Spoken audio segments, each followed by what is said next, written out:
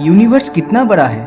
21st century के इस modern time में भी क्या हम जान पाए हैं कि यूनिवर्स असल में कितना बड़ा है और ये खत्म कहाँ पे होता है? अगर आपसे पूछा जाए कि ये फुटबॉल या आपका घर कितना बड़ा है, वो तो आप आसानी से मेजरमेंट के जरिए बता सकते हो, लेकिन जब बात यूनिवर्स की आती है तब ये इमेजिन करना भी मुश्किल हो जाता है। तो आज हम इसी टॉपिक के बारे में इस वीडियो में बात करेंगे, तो इसीलिए वीडियो को शुरू से लेकर लास्ट तक जरूर देखना। ये है हमारी धरती, और आप जिस भी चीज को अपने सराउंडिंग देख रहे हो वो यहाँ पे ही एग्जिस्ट करता है। कैलकुलेशन से ये पता चला है कि हमारी धरती इक्वेटर पे 24,901 माइल या 40,075 किलोमीटर जितना लेंथ है। तो इससे आप इमेजिन कर सकते हो कि ये डिस्टेंस एक नॉर्मल ह्यूमन बीइंग को ट्रैवल करने में कितना ज़्यादा टाइम लगेगा। लेकिन जो धरती हमारे लिए इतना बड़ा है वो असल में यूनिवर्स के मुकाबले कितना बड़ा है? तो शुरू करते हैं हमारे नेचुरल सैटेलाइट मून से।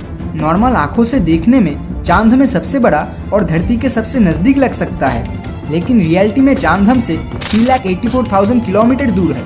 अगर इमेजिन किया जाए तो इस गैप में 30 और पृथ्वी आराम से फिट हो जाएगा।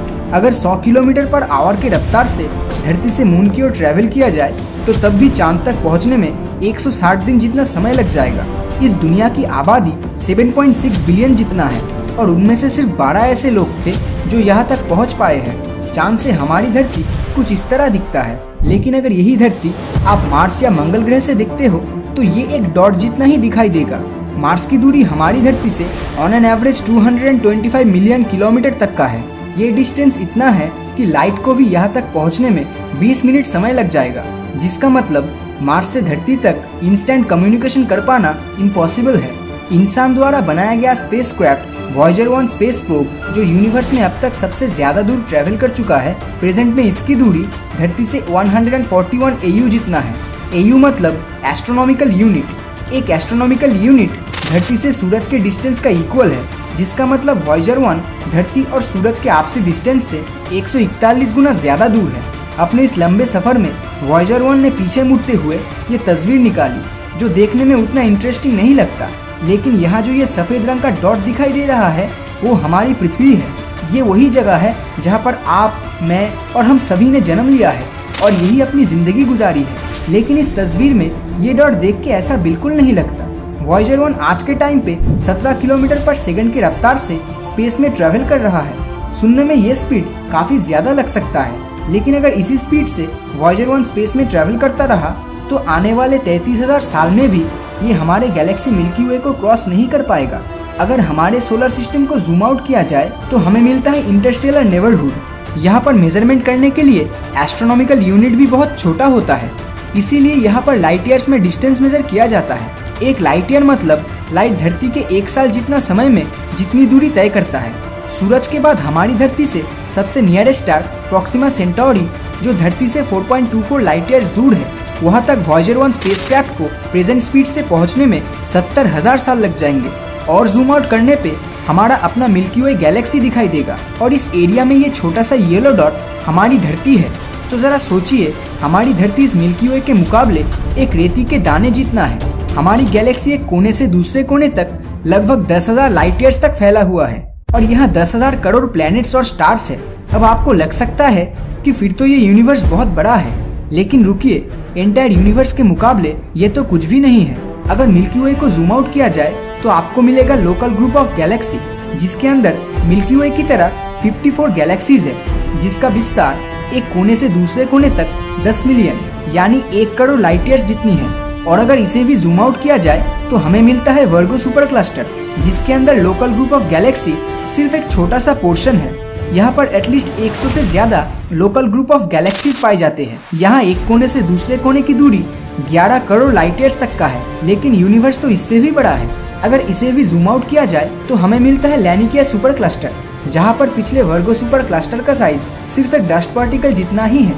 यहाँ दूरी एक कोने से दूसरे कोने की 52 करोड़ लाइट ईयर्स तक का है। और अगर इसे भी जूम आउट किया जाए तो लैनिकिया सुपर क्लस्टर भी एक छोटा सा भाग है उस हिस्से का जिसे हम ऑब्जर्वेबल यूनिवर्स कहते हैं। लेकिन इसका ये मतलब नहीं बनता कि यही तक पूरा यूनिवर्स सीमित है। ये सिर्फ इतनी दूरी है जहाँ तक इंसान डिस्कवर कर चुका है, और ये जरूर हो सकता है कि पूरा यूनिवर्स इससे भी कई हजार लाखों गुना बड़ा हो। और हमें ये बात नहीं भूलना चाहिए कि इस ऑब्जर्वेबल यूनिवर्स का सेंटर हमारी धरती को एज्यूम किया गया है। जो असल में रियलिटी नहीं है। अर्थ को सेंटर में रखते हुए हमारा यूनिवर्स दोनों तरफ 4650 करोड़ यानी टोटल 9300 करोड़ लाइट ईयर्स तक है। तो अभी तक जितनी भी चीज़ों के बारे में बताया गया है वो सिर्फ और सिर्फ ऑब्जर्वेबल यूनिवर्स से जुड़ा है। तो अब एक सवाल उठ सकता है कि क्या ऑब्जर्वेबल यूनिवर्स एक कंप्लीट यूनिवर्स है? असल में यूनिवर्स दो पार्ट्स में डिवाइड है। एक है ऑब्जर्वेबल यूनिवर्स जिसे अभी तक मॉडर्न साइंस देख या जान पाया है, और दूसरी तरफ द होल यूनिवर्स जो ऑब्जर्वेबल यूनिवर्स के साथ साथ वो हिस्सा भी आता है जिसे अभी तक हम इंसान जान नहीं पाए हैं। एग्जाम्पल के तौर पे जैसे एक लंबी टावर पूरे दुनिया का सेंटर नहीं हो सकता, वो सिर्फ दुनिया के एक छोटे से हिस्से का सेंटर है। वो हिस्सा जिसे उस टावर पे बैठा हुआ इंसान देख सकता है वो उसके लिए ऑब्जर्वेबल यूनिवर्स है, और जो भी हिस्सा वो नहीं देख पा रहा है उसका ये मतलब नहीं बनता कि उसके रीच से वो बाहर का हिस्सा एग्जिस्ट नहीं करता।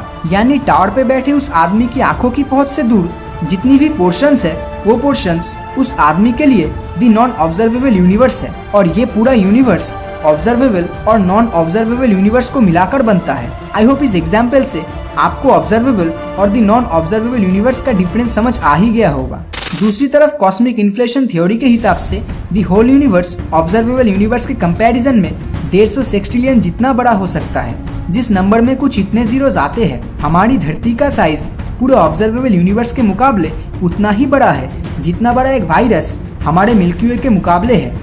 अगर पूरे वीडियो को समराइज किया जाए तो यूनिवर्स कितना बड़ा है? ऑब्जर्वेबल यूनिवर्स तो 93 बिलियन लाइट ईयर्स जितना बड़ा है, और दूसरी तरफ दी होल यूनिवर्स इनफाइनाइट या अनंत जिसे कहते हैं। क्या यूनिवर्स का कोई अंत या किनारा है? हाँ, ऑब्जर्वेबल यूनिवर्स अर्थ को सेंटर एज्यूम करते हुए दोनों तरफ 46 बिलियन लाइट ईयर्स तक ही इसका पहुंच है। तो वही 46 बिलियन लाइट ईयर्स दूरी पर ही ऑब्जर्वेबल यूनिवर्स का किनारा है, और दूसरी तरफ द होल यूनिवर्स। इसका कोई एग्जैक्ट आंसर अभी तक नहीं मिल पाया है। क्या ऑब्जर्वेबल यूनिवर्स का कोई सेंटर है? हाँ, जैसे कि पहले भी जिक्र किया गया था, ऑब्जर्वेबल यूनिवर्स में हमारी धरती को सेंटर एज्यूम किया गया है, और दूसरी तरफ द होल यूनिवर्स में शायद कोई सेंटर नहीं है। और ये हमें नहीं भूलना चाहिए कि यूनिवर्स हर रोज फैलता चला जा रहा है, और ये वक्त के साथ और भी बड़ा होता रहेगा। तो ये पूरा यूनिवर्स आपको कितना बड़ा लगता है? हमें नीचे कमेंट बॉक्स में जरूर बताएं। और अगर ये वीडियो आपको अच्छा लगा हो तो इस वीडियो को लाइक और अपने दोस्तों के साथ शेयर करना मत भूलना। और अगर अभी तक आपने हमारे चैनल को सब्सक्राइब नहीं किया है तो सब्सक्राइब करके नोटिफिकेशन बेल को ऑन कर दीजिए, क्योंकि मैं ऐसे ही वीडियोस हर हफ्ते लाता रहता हूँ। तो मिलता हूँ आपसे अगले वीडियो में, और हमेशा की तरह थैंक्स फॉर वॉचिंग।